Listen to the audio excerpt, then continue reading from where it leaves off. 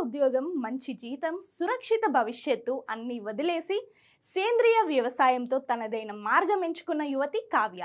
ముంబైలో నర్సింగ్ చదివి టాటా ఆసుపత్రిలో పనిచేసి 2019లో ప్రభుత్వ నర్సుగా ఎంపికైన ఆమె కోవిడ్ సమయంలో కరోనా వారియర్గా సేవలందించారు. అదే సమయంలో వైరస్ బారిన పడి మరణానికి అంచుల వరకు వెళ్ళిన అనుభవం ఆమె జీవితాన్ని మార్చేసింది. మన ఇమ్యూనిటీ బలహీనపడడానికి కారణం రసాయనాలతో పండిన ఆహారమే అన్న ఆలోచన ఆమెను సేంద్రియ వ్యవసాయం వైపు నడిపించింది. కుటుంబం ఒప్పుకోకపోయినా ₹5 లక్షల పెట్టుబడితో పూణే సమీప గ్రామంలో వర్మీ కంపోస్ట్ తయారీ మొదలుపెట్టింది. ఆవు పేడ, వానపాములతో తయారైన సేంద్రియ ఎరువుల లాభాలు రైతులకు వివరించింది.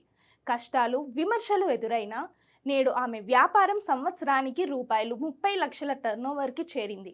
అంతేకాదు, మహిళ రైతులకు శిక్షణ ఇచ్చే ట్రైనింగ్ సెంటర్ ఏర్పాటు చేసి నేలని కాపాడితే ఆరోగ్యం కాపాడినట్టేనని చెబుతోంది కావ్య. ఆమె ప్రయాణమే నిజమైన ఇన్స్పిరేషన్.